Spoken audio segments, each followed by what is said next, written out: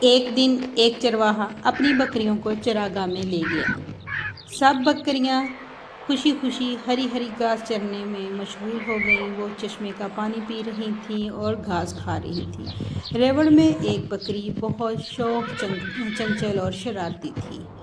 وہ کبھی ادھر دوڑتی، کبھی ادھر دوڑتی۔ کچھ دیر بعد وہ بکری ریوڑ سے الگ ہو گئی اور چرواہا آرام سے بیٹھا بکریوں کی نگرانی کر رہا تھا۔ اس نے دھیان نہیں دیا بکری کی طرف۔ وہ بکری آہستہ آہستہ بہت دور نکل گئی۔ شام کا وقت آیا تو چرواہا بکریوں کو اکٹھا کر کے واپس گاؤں کی طرف چل دیا، لیکن اس نے یہ غور نہ کیا کہ ایک بکری غائب ہے۔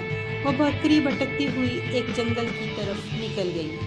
شام ڈھل چکی تھی اور اندھیرا بڑھ رہا تھا۔ وہ بکری خوفزدہ ہو کر ادھر ادھر دیکھنے لگی کہ کہاں رات گزارے۔ اچانک اسے ایک پہاڑی غار نظر آیا۔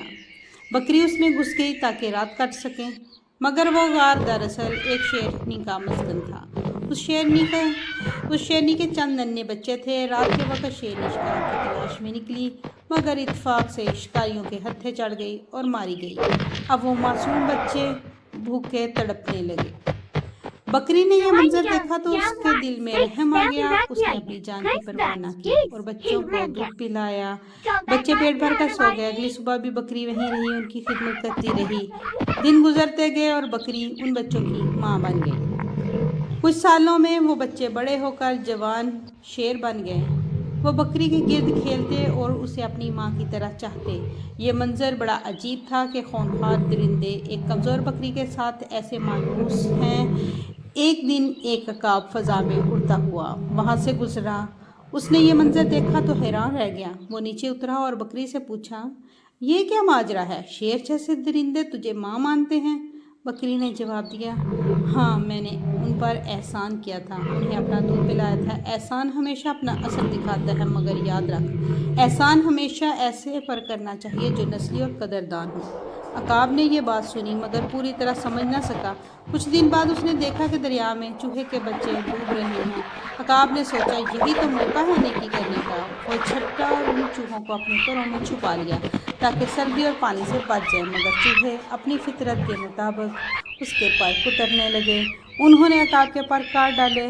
صبح جب عقاب اڑنے کی کوشش کی تو پرواز نہ کر سکا کیونکہ پر باقی نہ تھے۔ کچھ عرصے بعد جب اس کے پر دوبارہ اگے تو وہ غصے میں بکری کے پاس آیا اور کہنے لگا، تیری نصیحت مان کر میں نے احسان کیا، لیکن دیکھ میرے ساتھ کیا ہوا، میرے پر کاٹ دیے گئے، میں ذلیل ہوا، یہ سب تیری وجہ سے ہوا۔ بکری نے سکون سے جواب دیا، میں نے تو یہی کہا تھا کہ احسان ہمیشہ کسی نسلی اور شریف پر کرنا چاہیے، مگر تو نے ناسمجھی میں احسان ایسے جاہل اور بدفطرت پر کیا جو ناشکرے نکلے۔ یہ تیری اپنی غلطی تھی، میری نہیں۔ تو اس سے سبق ملتا ہے، نیکی کرنا عظیم عمل ہے، مگر نیکی ہمیشہ کسی ایسے پر ہونی چاہیے جو اس کے قدر کرے۔ نااہل پر احسان کرنا احسان کے ساتھ ظلم ہے۔ فطرت ہے بد کبھی نہیں بدلتی، چاہے اس پر 1000 نیکیاں کی جائیں۔ دانشمند اپنی نیکی کا مصرف پہچانتا ہے تاکہ نیکی ضائع نہ ہو۔